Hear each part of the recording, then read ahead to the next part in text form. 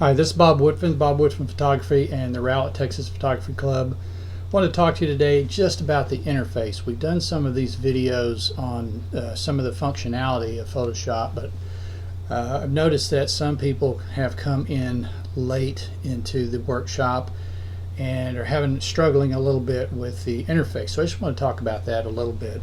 We spent 3 workshops talking about the different aspects of the interface. But I'm not going to go into that kind of detail, but I just wanted to kind of hit the highlights.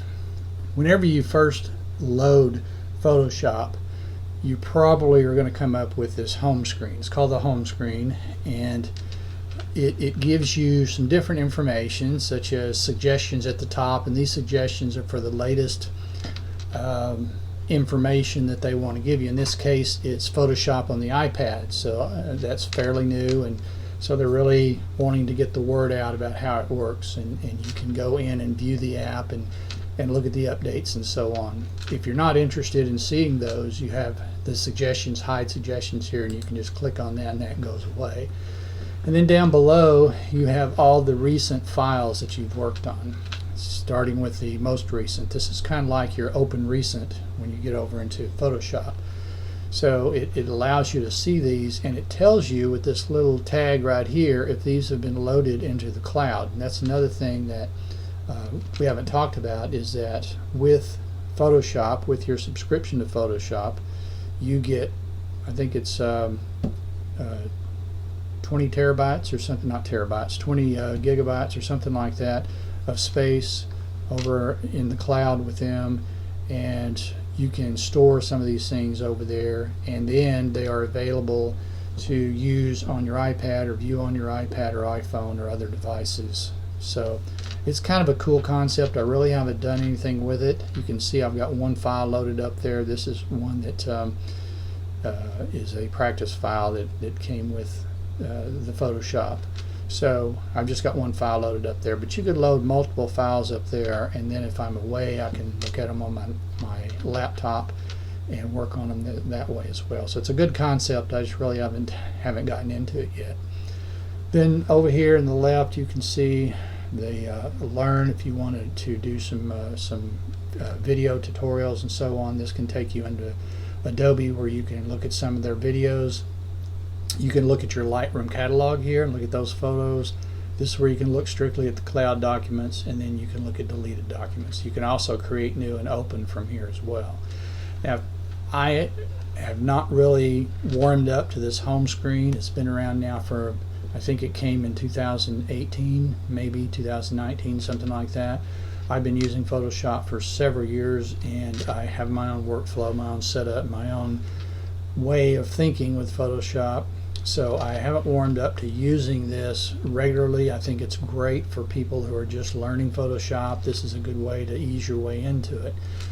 But if you want to go, and what we're going to do today is talk about the rest of the interface, and if you click on this little Photoshop icon up here, it takes you over to the standard interface. And if you want to go back, you click on the little house here and it takes you back to the home screen. So that's the way you can get around from the home screen. If you don't want to ever see that home screen again, you can go into Photoshop, or have it pop up as soon as you open Photoshop is what I mean. You can go into the preferences, and under general you can either check or uncheck to auto show the home screen. I don't have it pop up. If I want to use it, I'll go to it by clicking on the little house. But if you want it to auto show, then you can click on this little thing and it will automatically open up whenever you open Photoshop. Okay, so that's enough about the home screen. Now I want to talk about the standard interface and how to get around in here. We spent an entire workshop talking about the menu system up here. Menu system in Photoshop is it's laid out much like any other application that you have been exposed to, whether it be on a PC or on a Mac. So it's very common, very easy way to understand where things are. You've got the file menu dealing with the files, the edits for editing, and then you have the help and the window, and those are very common among other types of applications like Word or Excel and those kind of programs. So what I want to talk about, and specifically to this, let's talk about the entire interface first. We have these are called the application menus up here at the top, and like I said, they're pretty typical. Then you have on the left hand side, you have the toolbar. These deal with different tools that you're working on when you're dealing with a particular image, such as a brush tool or a clone tool or a gradient tool or something like that. Those are the tools that you're going to be using. Then over on the right hand side, we have our panels, and our panels are little encapsulated functions that you can work with within your image and your tools, such as the layers panel. The layers panel, layers is one of the things that has set Photoshop apart from everybody else.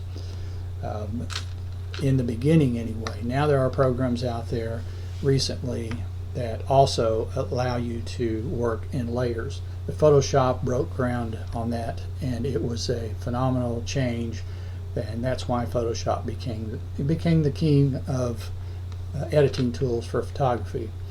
But you have other things, like here's the libraries and adjustments, different things that you can do. And then you have actions. Actions are just recorded keystrokes. History is a list of all of the things, all of the keystrokes that you've done in regard to using a tool. So if you have a brush and you've painted something, that will be recorded in the history. The amount of history is determined by the preference over here. I'll talk about that real quick. History log. You can set the history and the number of stages in history that you want. Some are 20. See, I thought I knew where it was, so I've already messed up here. It's in here where it talks. I thought it was in the history log, but in here in your preferences, you can tell it the number of history states. I think the default is 20. I've set mine to 50, and the more that you set it to, the more space, or excuse me, the more memory is going to be required. If you don't have a lot of memory, it can really slow down your system. So you have to be careful with the amount that you use there. So these are the panels, as I said. So we have the application menus, we have the toolbar over here, and then we have the panels. And we're going to talk a little bit about each one of those. So we'll start with the application menus. And under File menu are all the things that you may expect with different open, close, export, and that sort of thing. Automate, import, edit, basically the same kind of thing. Do, undo, redo, fade, cut, paste. And then a few advanced things here for content aware scales, such as that, or transform, and some other things here. Image, working with your image, particularly what image mode means, whether it's RGB or CMYK, or if it's 16-bit or 8-bit, or that sort of thing. Auto tone, image size, you can change the size of your image, the canvas size, crop, all these things are under here. Layer, all the things you can do with layers are here. Type, this has to do with setting your titles, your types, your fonts that you're using whenever you're putting text on your image. Select has to do with creating selections so that you can work in different areas of your image independently. You can select different areas. Filter, all the different filters that Adobe brings to the table. Down at the bottom here would be any custom filters that you have acquired. You can see I've kind of gone crazy. I've got quite a few. 3D is working in 3D. I've used this very little, but there's different. If you're wanting to get into 3D, particularly with text, it's really cool to deal with. View is the different areas of your interface that you want to view and how you want to view them. Locking guides and snap to guides and that sort of thing. The screen modes, the different zoom in, zoom out is all right here. And then windows, you can arrange your windows different ways: 3 up horizontal, 3 up vertical, 2 up in a stack, 3 up in a stack, that sort of thing. You can match a zoom, different things that you can do with multiple images open. workspaces. You can create your own workspaces. We're going to talk about that in just a minute. Find extensions, the extensions that you already have added. And then you have all of these down here in this middle section here between this break and this break down here. These are all panels. If you click on one of these, like if I click on character styles, it's going to open the character style panel over here. We'll pull this out and close it so that it's not confusing to us. So you have, these are the panels. This is the way to open those. If you have a check by it, that means that they are out over here and active. So down at the bottom, the application frame, if I turn this off, for example, it's going to change so that I have nothing behind here. It's just, if I had an image open, it would be a floating window here. That's the way Photoshop used to be before it added this little frame behind it. I just find all that very distracting, so I like it this way, and that's why it's turned on. Then you have options. Your options refer to the options up here on the options bar related with whatever tool that you have. So if I turn that off, you can see that that goes away. You don't see the options up there anymore. I like to have those open so you can see the different, these are different parameters you can set for each one of the tools that you have open. So associated with that, the next thing is that you can turn off tools, which means you can't see your tools anymore. So if suddenly you've lost your tools, then you know that all you have to do is come in here and turn them back on. So that's kind of the way, what's around here. Now help is your help screen, your standard help screen. You could type something in here and it will take you to some very good contextual help regarding whatever you typed in. So what I wanted to do is show you how to remove or hide different things that I don't think a beginner especially would be using. So if we go to edit, you go down here to menus, now you have the keyboard shortcuts and menus, and what we're going to do is look for application menus here, and it's going to refer to each one of these menus. You can see file, and all I have to do is click on the eyeball to turn it off. So there are a few here that I'm going to turn off because I don't think that beginners especially would be using artboards, export for arrow, layer comps you're probably not going to be using. So I'm just going to turn some of these off, and what this is going to do is it's going to make your we'll leave that one on. It's going to make your menus shorter and just kind of make it a little easier for you to get around. So you're not doing video, we're not doing Zoomify. So I'm just going to turn off some of these, and you get the idea. Generate assets, share on Behance, share on Adobe Stock. You have to be a subscriber to Adobe Stock. So we're going to turn some of these off. Package, I'll leave the automate turned on, and that's probably enough. You get the idea. I'm not going to go through everything here, but DICOM files. A lot of these are great, and you would eventually get into those. We're not doing any variable data sets, video frame layers, images to device, and notes. So I'm going to turn all of that off. So iPad, print one copy, and good enough. So now I'm going to close this, and if we say OK and we go back to File, this is a shorter menu than it used to be. You can click it, but however, if you want to see some of those that you've removed, all you have to do is say Show All Menus, and you're back to seeing the entire menu. So what I would do is I would come in here and look at all of these, and there's going to be some in here that you would want to remove all the way down the line. For example, I don't use this layer menu at all, so I would turn off all of these layer menus. I don't use the 3D at all, but I may start using it, so I may just leave that one alone for now. So there's a few in here that I would turn off, and then you would have these menus more tailored to your liking, to what you want. Then the next thing would be over here on the left hand side is a toolbar. So on the toolbar, I don't know if you can see it. There's a little grid line right there. If you grab that, you can pull the toolbar out and you can move it anywhere you want it. It can be over here. If you like it more over here, you can pull over here. You can actually dock it over here. I tend to like it. Most folks, whenever I started, most folks had it on the left-hand side, and I've gotten used to it being over there.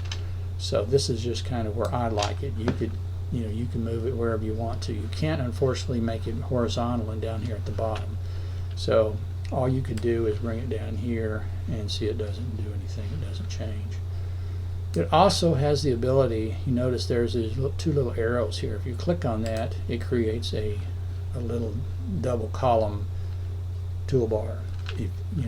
That would make it smaller, and you could stick it up here, and it would be, or you could bring it down here at the bottom if you didn't like it up there, wherever. But you can also take this, and if you push it over to the left, you'll notice that blue line shows up. You let go, and it becomes docked to the left side. And what that does is when the image appears here, it will never go behind that. I mean, unless you expand it and then it goes behind it and then you move it over. But this becomes a hard line edge. So you can see that the problem with that is it also creates this unusable space down here. So it just kind of depends on what you want and what you're comfortable with. I think I like the single row better because it just seems to give me more space. But that's just me. The next thing you can do is down here underneath menus you have toolbar. So in the edit menu you can go to toolbar, and now you have the toolbar, customize the toolbar. Everything on the left is what shows up here. Everything on the right is what's hidden. So if you want to move something from the left to the right, all you have to do is drag it over. The thing you have to be careful of is that you don't want to dock. Like if I didn't want this healing brush tool, I can move it over here, but if I'm close, so you can barely see, there's a line in the middle of this, and when that happens it shows that I'm actually adding it to that light. These are all shortcut I's, and I don't want to shortcut J in with all the shortcut I's. It just doesn't make sense. So I would want to pull it out and show it down here by itself. Now you have the red eye tool, so you would probably want to dock these two together. So you bring it here until you have that blue line in the middle of the box, and you let go, and now they're together. So this is the way that you group things. Now you've got things over here that are separate, so I'm not sure why they're separate. This I'm using a workspace that's a default workspace for photography that comes with Photoshop, and I'm not sure why they've got these separated. I guess maybe they wanted to be able to select them over here without opening the menu. But I like to have them all together, so I would take this healing brush tool, which I like to use, and I would come over here and put it underneath here, and then I would take these and just put them all together so you have all the J's together. And now whenever you click over here, they're going to all show up on this one menu instead of being separate out here, and this is getting a little shorter as I do that. So then you have the brush tools. I don't like to use the pencil, so I'm going to take the pencil, see if there's any other B's over here, and there's some B's over here. So I'm going to take this pencil tool and I'm going to move it over here and add it to that. But I like to use the mixer brush. I'm going to grab it and move it over here, and now I have it with the brush tool. Notice the B's are together. That's because these are shortcut keys, so you want the shortcuts to always be together. So then if we go on down, we can look at other things. I never used any of these. I encourage you not to use them, but that's just my own recommendation. So I'm going to take this and I'm just going to move it over here. It becomes an E, and then I'm going to take all of these and bring them in here together.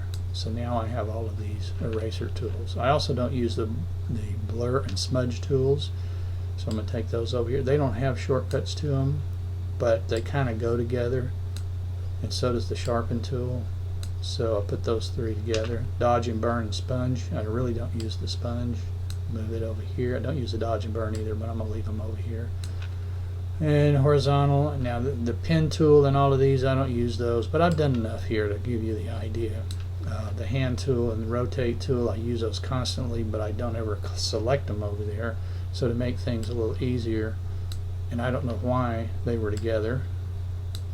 So now they're separated, and I have, and actually absolutely never used these, but that's just my workflow. So now, in the zoom tool as well, so now I have basically a toolbar over here that I like. So now I click done, and now I've got my own set over here created specifically for what I like to do. So that's how you can move around and create your own toolbar. Okay?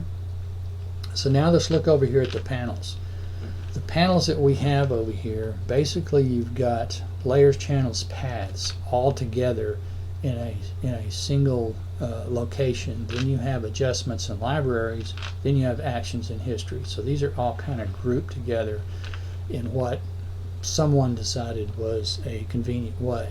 So it's not necessarily that actions and history go together, but I think that the idea was to have these together because they're used, but they're not used very often, so they're kind of up here together. You could have these down here on this bar and give you more room for your layers, and then have the flyout menu as you want it.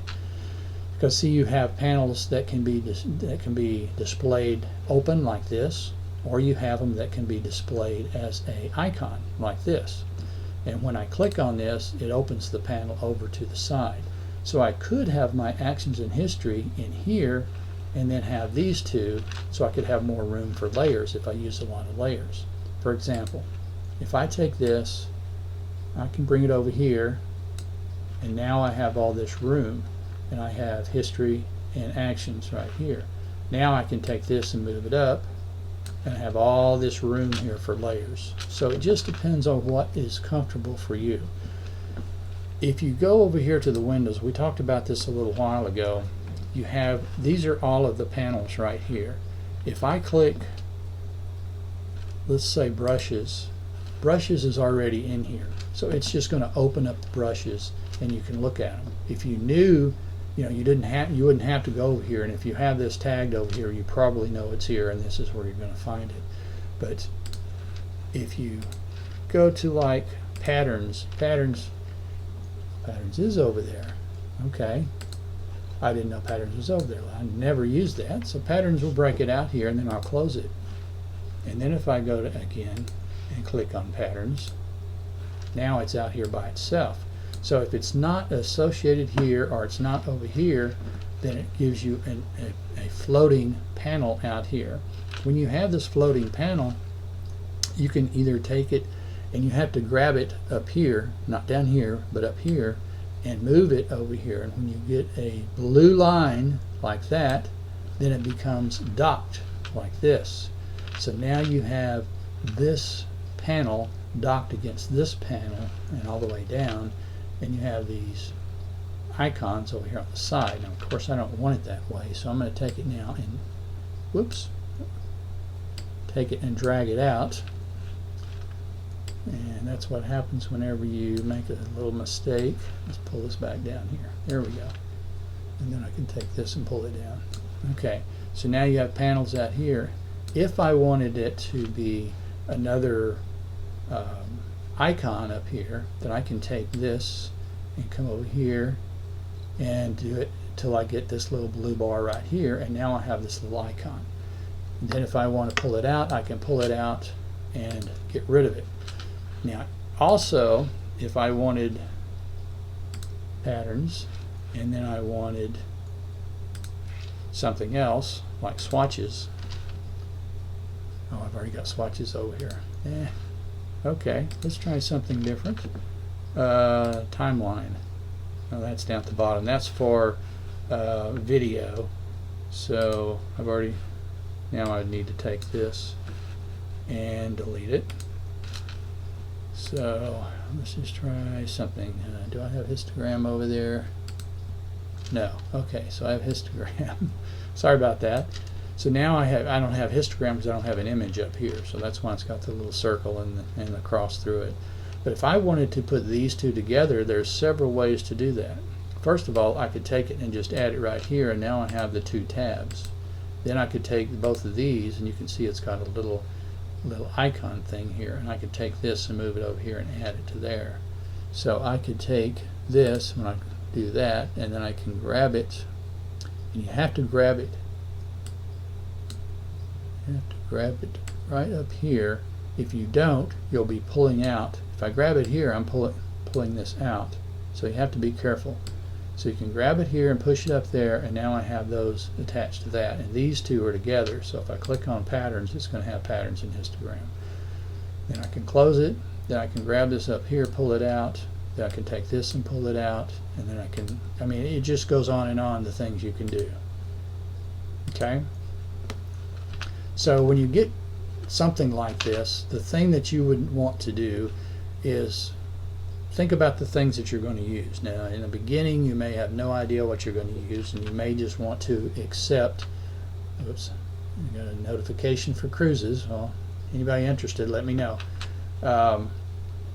So in the beginning, you may just take the default that's over here, and as you work along, you may decide, well, I never, ever, ever use this, and just pull it out and throw it away. And if you find that there's something that you use constantly that's not over here, then you can add it as a tab and then have it available to be opened quite frequently.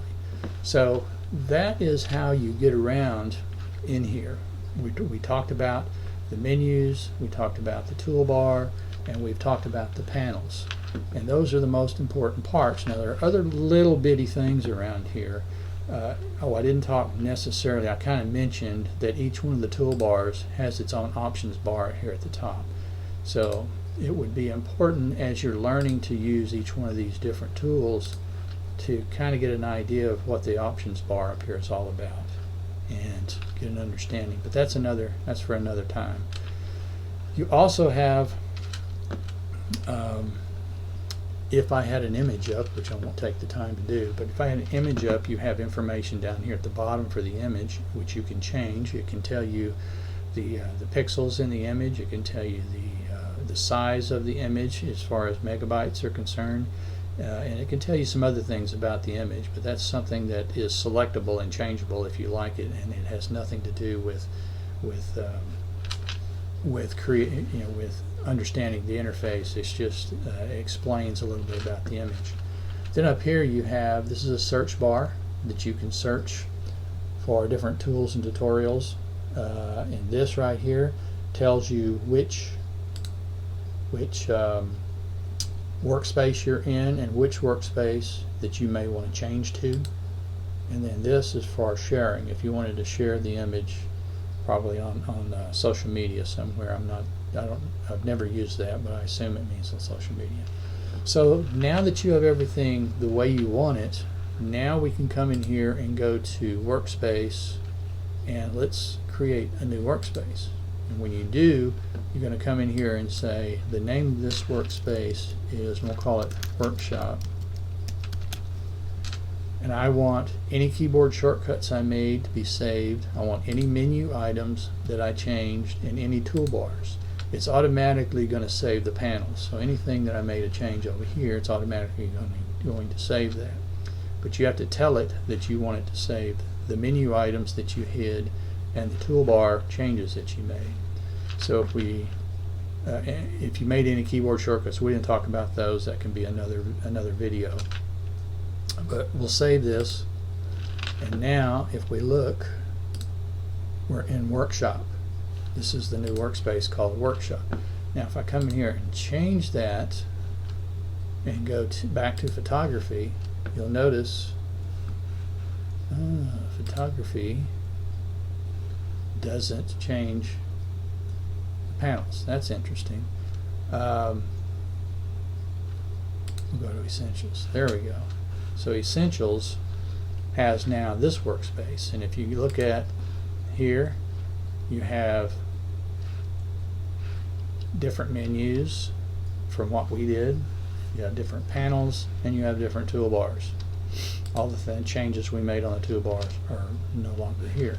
But if we want to go back, we go back to Workshop, and now we have the things that we set up earlier. So when you create your workspace, you can set it as your default. Actually, it becomes your default until you change it. I have one here for me, Bob Woodfin Photography, and I have my own panels over here, my own toolbars, and my own menu items. So that's the last part that I really wanted to go over, is creating your workspace by changing your menus to hide what you don't want, hide your toolbar for what you don't want, and adjusting your panels over here to give you what you use the most, and then saving it to a workspace so that you then can go back to that workspace every time and have something that's familiar. Also wanted to be sure again that we talked about the home screen, because it's confusing whenever we're always talking about this particular interface, yet when you open up Photoshop you see this interface. So if you never want to see this again, you go to your preferences and turn it off. Again, you go preferences, general, and right here auto show home screen. If you don't have that checked, this won't show, but if it does, all you have to do is click the PS button up here and you're back to this interface. So I hope that's been helpful. It's a lot to show you in one short video. Again, we went over 12 hours of this, 3-4 hour workshops going over this very carefully and letting you do it yourself. But now it's been documented. Hopefully you can come back to this video and hopefully it will help you with how to get around and how to set up your own workspace that's most usable for you. So thanks a lot, and we will talk to you next time.